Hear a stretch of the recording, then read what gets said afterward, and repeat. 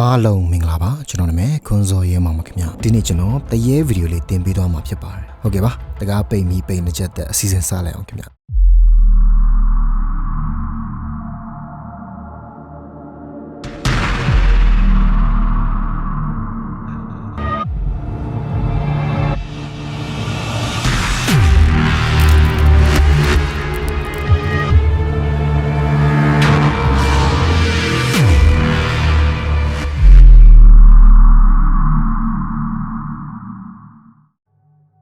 နံပါတ်1 Window Watcher အင်္ဂလန်နိုင်ငံမှာရှိတဲ့ Hurst တိုက်အိုကြီးကနှစ်ပေါင်1500စောပိုင်းလောက်မှာပြုလုပ်ခဲ့ပါတယ်သူရဲ့နှစ်ပေါင်900လောက်မှာအရန်ကိုစိုးဝါခဲ့တဲ့တမိုင်းများစွာရှိခဲ့ဖူးပါတယ်ဒီတိုက်ကြီးဟာစစ်သားတွေအတွက်အသုံးပြုခဲ့ပြီးတော့ရန်သူတွေထောင်သားတွေကိုလည်းနှိပ်စက်တပ်ဖြတ်ခဲ့တဲ့နေရာဖြစ်ပါတယ်ဒါကြောင့်မောင်မိုက်ကြောက်စရာများစွာတွေဖြစ်ဖူးခဲ့တယ်လို့ပြောလို့မမှားပါဘူးလာလေတဲ့လူတိုင်းတစ်ခုမဟုတ်တစ်ခုထူးဆန်းမှုတွေတွေ့နေကြရတယ်လို့လည်းပြောကြပါတယ်ခင်ဗျ Tony Ferguson လို့ခေါ်တဲ့လူဟာလည်းဒီနေရာကိုအကြိမ်ပေါင်းများစွာလေ့လာခဲ့ဖူးပါတယ်တစ်ခေါက်ထက်တစ်ခေါက်ပို့ပြီးတော့ဆိုးလာပါတယ်ခင်ဗျဒီတစ်ခေါက်မှာတော့သူရဲ့တငယ်ချင်း Paul Sizzle နဲ့အတူတူလာရောက်လေ့လာခဲ့ကြပါတယ်သူတို့ရောက်လာတာနဲ့တယောက်တစ်ဖက်ကိုလေ့လာမယ်ဆိုပြီးဆုံးဖြတ်လိုက်ပါတယ်ခင်ဗျဒါပေမဲ့ Paul Sizzle အတွက်တော့မှားယွင်းမှုတစ်ခုပါပဲခင်ဗျ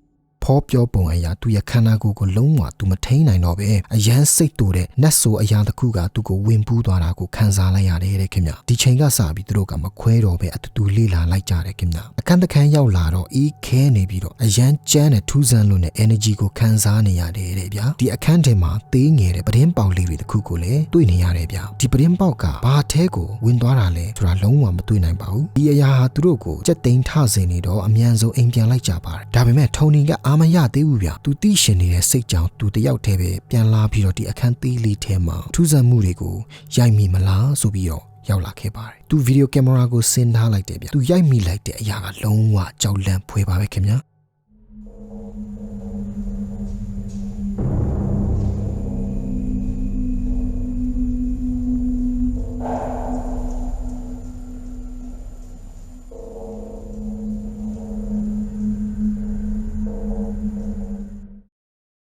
ထုံနီကဒီဗီဒီယိုကိုပြန်ကြည့်လိုက်တဲ့အခါမှာသူလုံးဝအံ့ဩထိတ်လန့်သွားခဲ့မိပါတယ်ဒီအယောင်တောက်ပနေတဲ့ကြောင်မဲ့ဖွယ်မျက်လုံးနဲ့အရာတစ်ခုသူ့ကင်မရာကိုစိုက်ကြည့်နေတာဗျဒီຢာကလူနောက်တစ်ယောက်ပတင်းပေါင်မှာစိုက်ကြည့်နေတာလို့ပရိသတ်တို့ကထင်ကြလိမ့်မယ်ဒါပေမဲ့အဲ့ဒါကလုံးဝမဖြစ်နိုင်ဘူးဗျဘာကြောင့်လဲဆိုတော့သူတေချာလေ့လာလိုက်တဲ့အခါမှာဒီနောက်ကပိတ်ကြီးဗျသူတို့ပိတ်လိုက်တာအရန်ကိုကြားနေပြီဖြစ်ပါတယ်အဲ့တော့ဒီအရာကဘာလဲဘလို့လုတ်ပြီးတော့အဲ့ဒီနောက်မှာပေါ်လာနေတာလေခင်ဗျာအဲ့ဒီအားကိုလန့်စရာကောင်းပါတယ်နံပါတ်2 Franco TV ဒီတစ်ပုတ်ကတော့ Franco TV ကတရေတွားရောက်ရှာဖွေထားတဲ့ဗီဒီယိုနောက်တစ်ခုဖြစ်ပါတယ်ဒီဗီဒီယိုကတော့ American Pittsburgh လူတွေမသုံးတော့တဲ့စေယုံတစ်ခုကို Franco ကလာရောက်လေ့လာခဲ့တာဖြစ်ပါတယ်ဒီစေယုံကြီးက1959ခုနှစ်မှာစတင်ဖွင့်လှစ်ခဲ့ပြီးတော့40နှစ်လောက်ပဲကြာခဲ့ပါတယ်လူတွေမသုံးတော့တဲ့စေယုံတွေအားလုံးလိုပဲဒီစေယုံဟာလည်းအရန်ကိုဆိုးရတဲ့သမိုင်းတွေရှိခဲ့ပါတယ်အသက်ပေါင်ရာနဲ့ရှိဒီနေရာမှာတေဆုံးခဲ့ရပြီးမျက်မြင်သက်သေတွေပြောပြချက်အရာဒီတေဆုံးသွားတဲ့လူတေတွေကမလွတ်မြောက်ပဲဒီစေးရုံထဲမှာရှိနေသေးလို့ပြောကြပါတယ်ပစ္စည်းတွေတူတူရွှေ့တာတွေဝိညာဉ်ဆရာဝန်နစ်စမာတွေအနောက်ပြီးကလေးတွေကအစမကြာခဏတွေ့နေရတယ်ခင်ဗျဖရန်ကိုဝင်တာနဲ့မကြာဘူးခင်ဗျထူးဆန်းတဲ့အတန်တွေကြားရပါတော့တယ်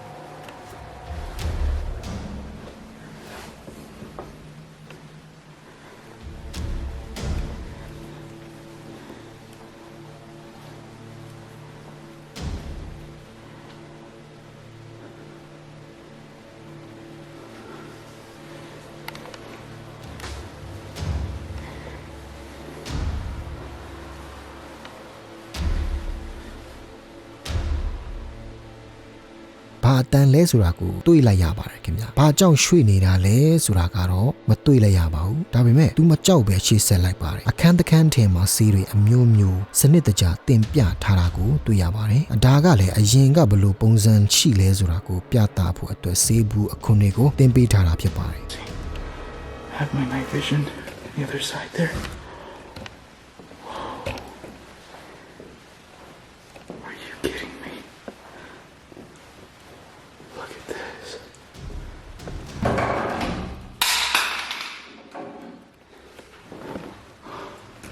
No freaking way.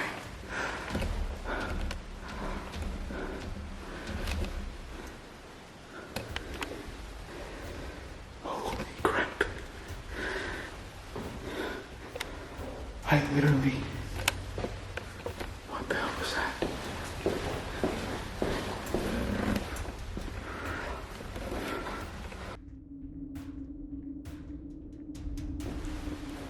Look at this.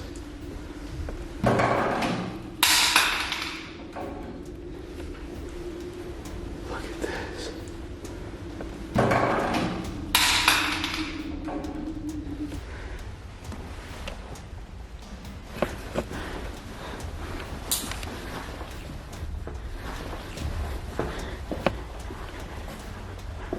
Oh my god.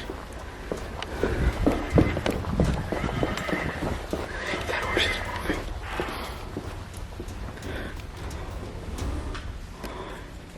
And it's on. What the hell? Is that your horse?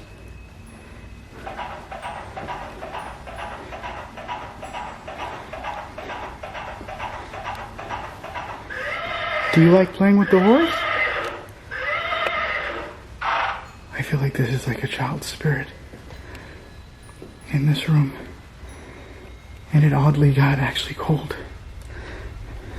သူလည်းလက်နေပြီဖြစ်တဲ့အတွက်ဒီမှာပဲရက်ပြီးတော့အဆုံးသတ်ဖို့ဆုံးဖြတ်လိုက်ပါတယ်ဒါပေမဲ့သူဒီဗီဒီယိုကိုတင်လိုက်တဲ့အခါမှာသူ့ရဲ့ပရိသတ်တွေကသူမတွေးလိုက်တဲ့အရာတွေကိုထောက်ပြလိုက်ပါတယ်ခင်ဗျအရန်ကိုထိတ်လန့်ဖွယ်ရပါပဲခင်ဗျဒီလိတ်လာမှုတစ်ခုလုံးသူကကြောတွေချမ်းနေတယ်လို့ပြောတယ်သူ့ကိုအရာတစ်ခုခုလာလိုက်နေတယ်လို့ပဲခံစားရတယ်လို့လည်းပြောတယ်ခင်ဗျသူမသိတာကသူလုံးဝမှန်နေတယ်ခင်ဗျ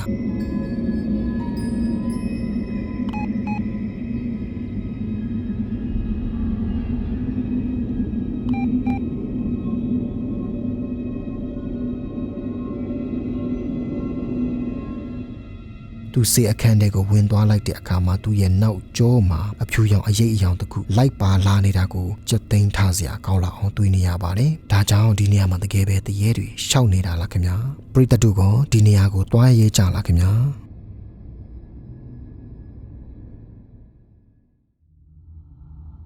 Number 3 Sally House Atkinson Kansas မှာရှိတဲ့ Sally House ဟာအရန်နာမည်ကြီးတယ်ဗျပုံပြင်တွေကတော့ဒီလိုပါ1900အစောပိုင်းလောက်မှာ Sally လို့ခေါ်တဲ့ကောင်မလေးကဒီအိမ်မှာနှိပ်စက်မှုပေါင်းများစွာခံခဲ့ရပြီးတည်ဆုံးသွားခဲ့တယ်ဗျအဲ့ကလေးကစပြီးဒီအိမ်ဟာကြောက်မဲ့ဖွယ်ရာတွေအပြေးမရှိနိုင်တဲ့အရာတွေခဏဖြစ်နေပြီးတော့လူတွေကဒီမလွတ်မြောက်နိုင်တော့တဲ့ Sally လို့ခေါ်တဲ့ဝိညာဉ်ဆိုးကဘူးကတ်ခြောက်နေတယ်လို့ယုံကြည်ကြပါတယ် Daughter was 5 at the time. She had an imaginary friend named Sally.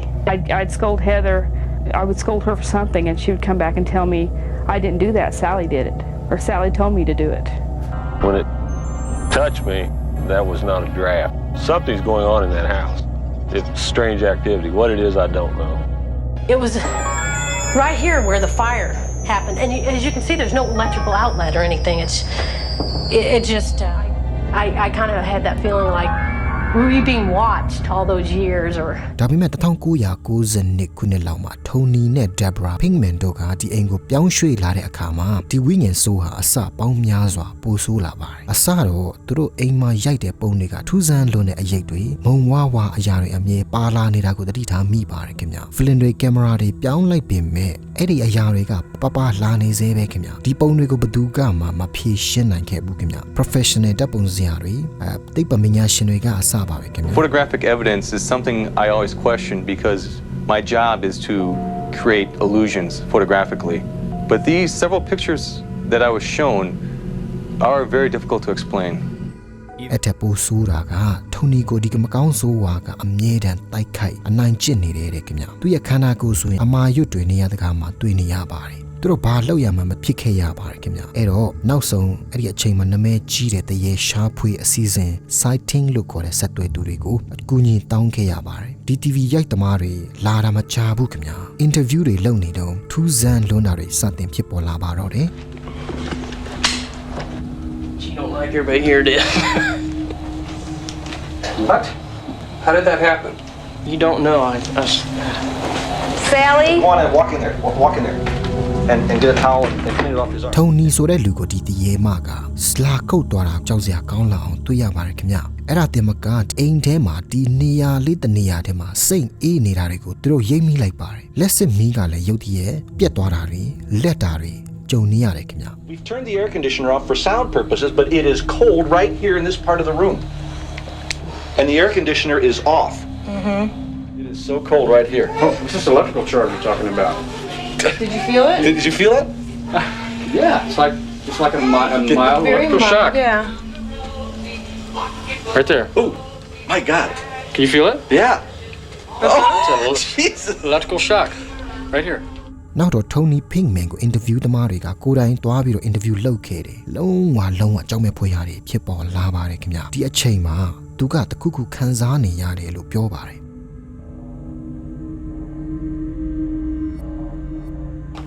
To be honest with you, I'm gonna add this right now. She's right here with me right now.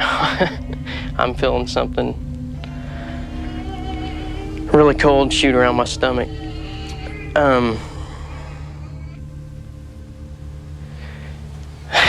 I've lost my breath. I'm sorry.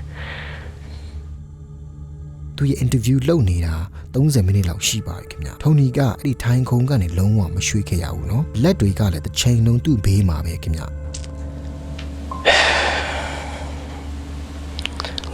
She's just went right through my midsection. Oh, my God. Look. Look.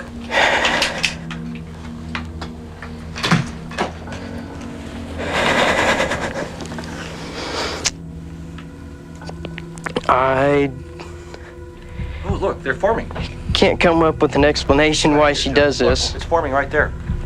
She tends to do this to me because I upset her sometimes. Go up. Top. Very slowly, yeah. Look, one's starting to bleed. There's a whole new... You getting a new one? Oh, look at that. Look at that. Oh, look at that. Oh, my God. It actually I knew just... she was around. It's this nice dark one where it's bleeding. Just look at that. Look at the look bottom at of it. that. Standing on down. Look There at it the is. bottom. Look at it. လူတွေများစွာနဲ့ကင်မရာတွေအားလုံးရှေ့မှာ Tony ရဲ့ bike ကိုဒီဝိညာဉ်ဆိုးကလာကုတ်ချစ်သွားတာကိုကင်မရာရှေ့မှာပဲအကြောင်းကတဖြည်းဖြည်းချင်းစီပေါ်လာနေပါတယ်ခင်ဗျဘလောက်ထီတောင်ဆိုးဝါးပြီးတော့ကြောက်စရာကောင်းလွန်းနေခင်ဗျဒီဖြစ်ပျက်မှုဟာနာမည်အကြီးဆုံးတရေတွေတစေတွေရှားဖွေတွေ့ရှိမှုထဲမှာတစ်ခုဖြစ်ပါတယ်ခင်ဗျNumber 4 Ida Hernandez လို့ခေါ်တဲ့လူက YouTube ဗီဒီယိုတွေမျိုးပေါင်းစုံတင်လေးရှိပါတယ်ခင်ဗျခရီးထွက် vlog တွေငါးဖမ်းတာတွေနောက်ပြီးတရေရှာဖွေတာတွေတောင်လုပ်ကြတယ်ခင်ဗျဒီဗီဒီယိုတစ်ပုဒ်ကတော့သူကငါးဖမ်းဖို့အတွက်ရွာငယ်လေးဘာဂျိုဒီမာရီဟာကိုတွားရောက်ခဲ့တယ်ခင်ဗျသူအဲ့မှာရောက်တာနဲ့သူကိုရွာသားတွေကအရန်ကိုခြောက်တဲ့တရေအကြောင်းကိုပြောပြခဲ့ပါတယ်ဒီပုံပြင်ကနှစ်ပေါင်များစွာတုန်းကမိသားစုတစ်ခုသူတို့နေဖို့အတွက်အိမ်တွေလာဆောက်ခဲ့ကြတယ်တဲ့ခင်ဗျဒါပေမဲ့သူတို့ဒီရွာကိုရောက်လာတာမကြားသေးဘူးသူတို့ရဲ့သားငယ်လေးကရုတ်တရက်ပျောက်ဆုံးသွားပြီးဘယ်တော့မှပြန်ချမတွေးခဲ့တော့ဘူးခင်ဗျကြာလာတော့ဒီကောင်လေးရဲ့အမေကခြေကွဲဝမ်းနည်းမှုတွေနဲ့ယူသွတ်သွားခဲ့ရပါတယ်ဒီလိုယူသွတ်နေချိန်မှာဒီအမေကသူမရဲ့မိသားစုတွေအားလုံးကိုတပ်ဖြတ်ပြီးတော့နောက်ဆုံးမှာတဲ့ကိုလည်းတတ်သေးလိုက်ပါတယ်ဒီဖြစ်ပျက်မှုတွေကြောင့်ရွာသားတွေကတခါတလေဒီယူသွတ်သွားပြီးစိတ်ဆွဲနေတော့မိန်းကလေးရဲ့အတန်အရိပ်အယောင်တွေအတန်တွေပြန်တွေ့ပြန်ကြားနေရတယ်လို့ပြောပါတယ်အဲ့ဒါကြောင့်ဒီရွာသားတွေကသူ့ကိုလီယိုရိုနာလို့ခေါ်ဆိုကြပါတယ်ငိုပြီးတော့ကြေးကွဲနေတဲ့ဒီတရေဟာတေဆုံးသွားတာတောင်သူမရဲ့ကလေးကိုရှာဖွေနေတုံးလို့ပြောကြပါတယ်ရွာမှာရှိတဲ့လူတွေကဒီအရာကိုအင်မတန်ကြောက်ကြပါတယ်ခင်ဗျအဲကြောင့်တရေမလာအောင်အမွှေးတိုင်တွေတောင်မီးရှို့ပူဇော်ကြပါတယ် Por aquí se aparece la Llorona, ¿no? De plano, ya, o sea. De plano, ya 10 horas de la noche, 12 de la noche empieza a gritar aquí, pues nadie sale, los pescadores se espantan, ¿no? ¿Saben lo que hacemos nosotros cuando así ya se oye ruido? Agarramos copal, incenso y empezamos a sahumar para que se retire. အဲ့တော့ Hernandez လူမနေတော့တဲ့မိန်းကလေးရဲ့အိမ်ကိုတွားလေလာဖို့လမ်းပြတွေငားပြီးတော့သူ့ရဲ့တငယ်ချင်းနဲ့အတူတူတွားလိုက်ကြပါတယ်သူတို့လုံးဝနောင်တရသွားတဲ့အရာတစ်ခုဖြစ်ပါတယ်ခင်ဗျာ Ten cuidado, carnal. Mira, arriba, arriba. Pero ¿cómo se suben en esos lugares? Aquí abajo para aquí. No sé, es que quién sabe para qué sea eso y aquello, carnal. La neta está cabrón. La neta está cabrón. ¿Cuántas son de estas, carnal? Pues hay otra más para allá arriba, de hecho. Oye. Hoy. Sí, sí. De hecho, estamos viviendo un ambiente espiritual fuerte. Sí hay vida espiritual en este lugar. Cabrón. Sí, sí. Cada vez que estamos metiendo más a esta investigación, siento como que el aire está cambiando de hoy. ¿Oíste? Sharon, está cambiando de. ¿Una niña? Una niña, no sé, no. သူတို့အိမ်ထဲကို6ပတ်တွားနေတဲ့အချိန်မှာမင်းကလေးအော်တန်တွေကလေးအတန်တွေလိုအတန်တွေကိုကြားနေရတယ်ခင်ဗျဒါပေမဲ့သူတို့ကလုံးဝကြောက်လန့်ချီးပန်းသွားစေမယ့်အရာကိုတွေ့ရပါတော့မယ် Este está como que, digo Ángel, como que se ve, más montuno, ¿no?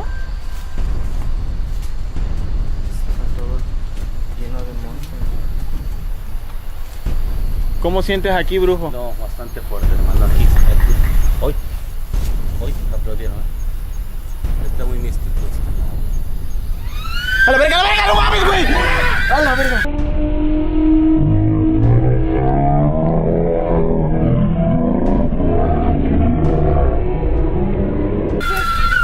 Está chingando. Tranquilo. No llegué. ¿Qué fue? Tranquilo. Allá arriba gritaron. Algo vi arriba, yo vi también, yo no estoy loco. ¡A la verga, no mames, güey! No chingas a tu madre, güey.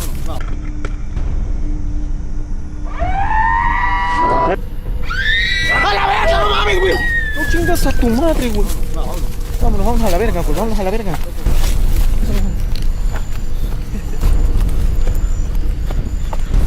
Vete a chingar a tu madre, güey.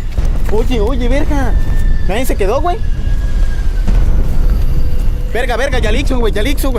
ကြောက်မဲ့ဖွေရအရာတစ်ခုကိုနှစ်ထပ်တိုက်အပေါ်ကသူတို့ကိုလမ်းအော်လိုက်လို့ကြောက်လန့်နေချိန်ရုတ်တရက်ပျောက်သွားတယ်ဗျမကြာမီသူတို့ကိုနောက်တစ်ခါမိအောက်ကနေလမ်းပြန်အော်လိုက်တယ်ခင်ဗျအဲ့ဒါကြောင့်မလို့သူတို့လည်းကြောက်လန့်စွာနဲ့ပြန်လဲထွက်ပြေးလိုက်ရပါတယ်ဒါကတကယ်ကြီးလားဗျအဲ့ဒီအရာကဟောဘာလဲပျောက်ကွယ်သွားတဲ့ကလေးလေးလားလေးလေးရောင်းရဲ့မိသားစုထဲကတယောက်ယောက်လားဘယ်လိုထင်လဲခင်ဗျ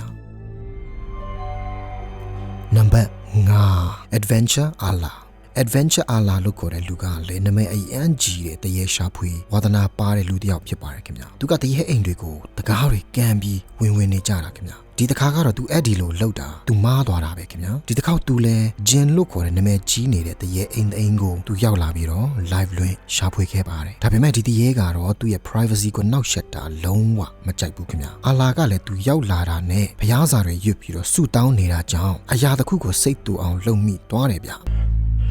ولا يحيطون بشيء من علمه إلا بما شاء وسع كرسيه السماوات والأرض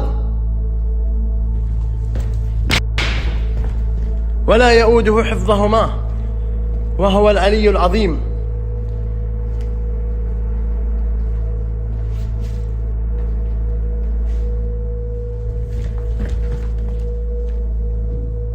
بسم الله بسم الله الرحمن الرحيم بسم الله الرحمن الرحيم بسم الله حسبي الله ونعم الوكيل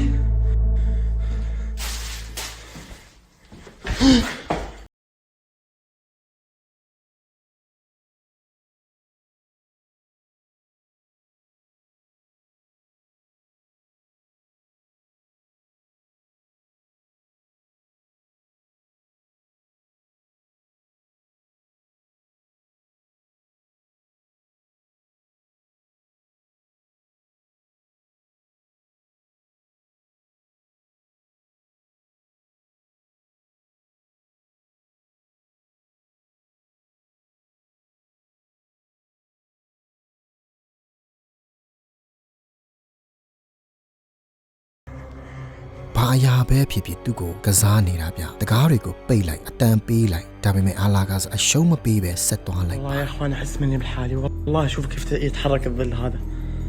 حسبي الله ونعم الوكيل قسما بالله العظيم ان الظل ذا يتحرك الحاله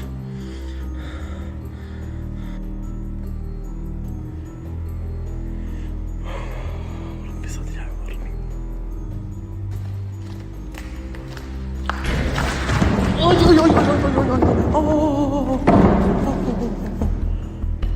انا يا اخوان شكلي بنسحب هذه اكثر من انذار يعطوني အတန်တခုကြောင့်သူကြောက်လန့်ပြီးတော့အိမ်နှစ်ထပ်လောက်အင်္ဂလိပ်ပေါ်ပြုတ်ကျတော့မလို့ပဲခင်ဗျာဒါကြောင့်သူအမြန်ဆုံးထွက်ဖို့ဆုံးဖြတ်လိုက်ပါတယ်ဒါပေမဲ့နောက်ကျသွားပါပြီသူ့ကိုမပေးထွက်တော့ပါဘူးခင်ဗျာ بسم الله بسم الله الله لا اله الا هو الحي القيوم لا تاخذه سنه ولا نوم له ما في السماوات وما في الارض بسم الله اقسم بالله كهرباء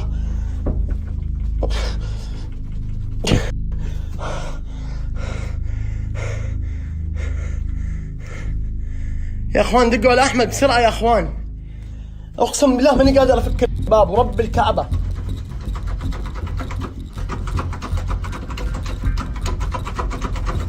فك الباب بسم الله الله لا اله الا هو الحي القيوم لا تاخذه سنه ولا نوم له ما في السماوات وما في الارض يؤود حفظهما وهو العلي العظيم وهو العلي العظيم وهو العلي